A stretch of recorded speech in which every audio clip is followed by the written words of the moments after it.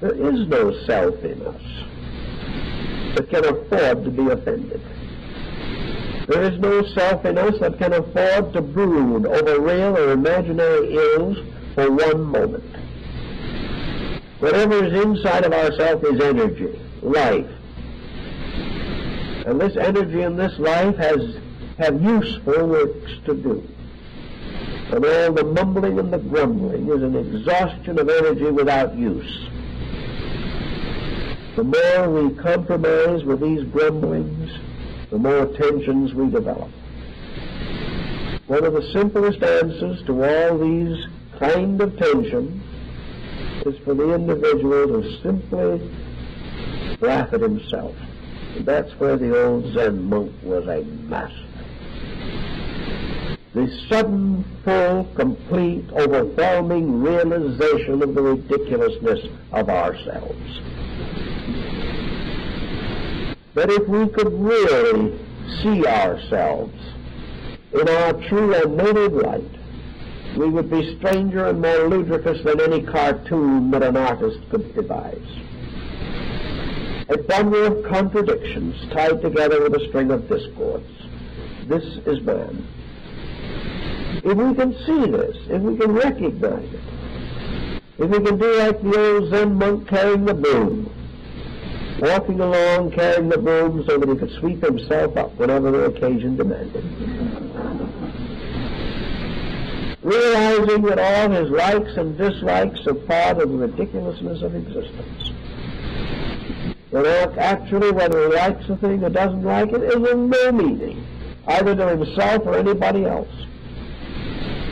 All his elaborate patterns by which he builds up defenses and finds excuses and finds means of supporting attitudes, this doesn't mean a thing.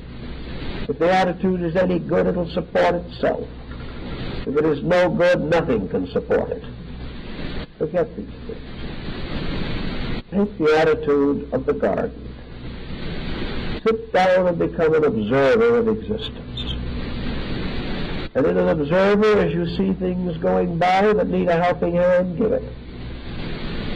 Never for a moment, however, allow yourself to take this strange, funny world that man has fashioned and let it seem important. It is not important. The only thing that is important about the world is the part that man did not fashion.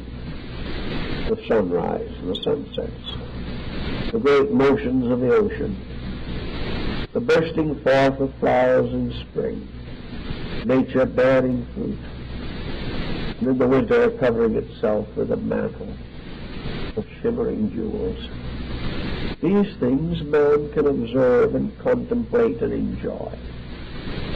A man can enjoy the nature in his fellow man and in all creatures. Men can sing together and work together, perhaps sometimes weep together.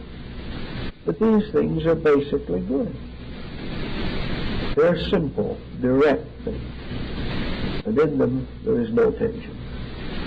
The tension is subterfuge, the snicker and the sneer. Tension is artificiality. Tension is the individual trying to create great broken rhythms to bear symbolism to the great broken soul within himself. Tensions are like some strange habit-forming drug. There are ways in which we try to drown the realities which we will not face. It is all actually in life a very quiet Zen mystery. The mystery of little people learning to love each other, learning to like each other in spite of their various natures and appearances, learning to excuse faults, learning to laugh together, learning to find all things that seem serious a little ridiculous, and that all things that seem ridiculous are a little serious. To build a philosophy that enables us to live graciously and exit nobly. These are the problems that Zen works with. To give the person directness. For indirectness is the end of hesitancy. And the doing of the thing that needs doing is the end of this vast build-up of psychological artificial pressures. If the thing needs doing, it needs doing. When the rain falls, it falls, because it is the way of rain. When man comes to a decision, he calls a conference and nothing is done. That is the way of man. And that is why things are in such a sorry case. Learn to be quiet a little bit in yourself and try to find ways to put yes and no's into all these maybes and perhapses which make up life. When you see situations that are wrong, try to immediately clarify it. Are you wrong? Is the situation wrong? Are you afraid to admit that you have been in fault? Have you maintained an hypocrisy until it can't be endured any longer? You say other people are thoughtless. Have you been thoughtful? You say other people are selfish. Are you unselfish? Face these things very directly. When you face them, solve them.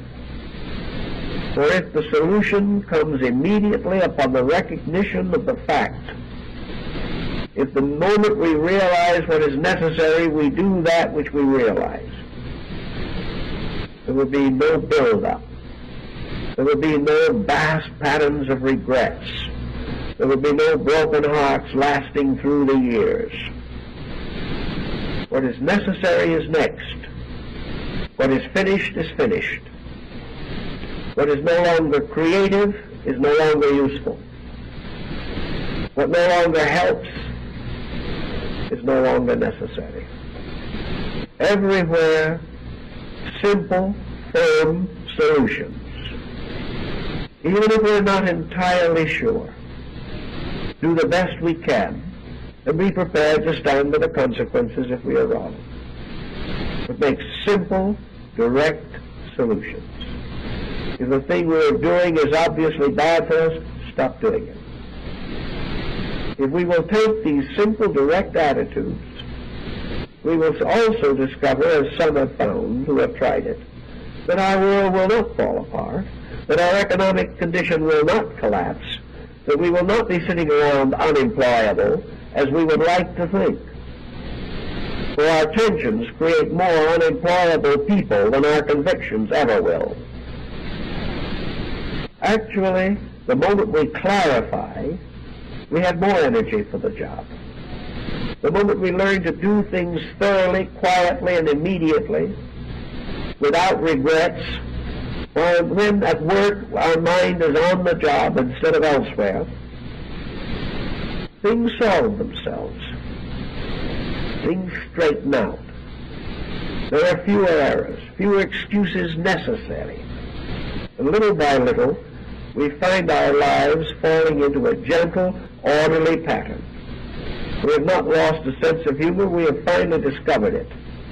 And we've learned that the real quality of humor is to laugh with life and not at people.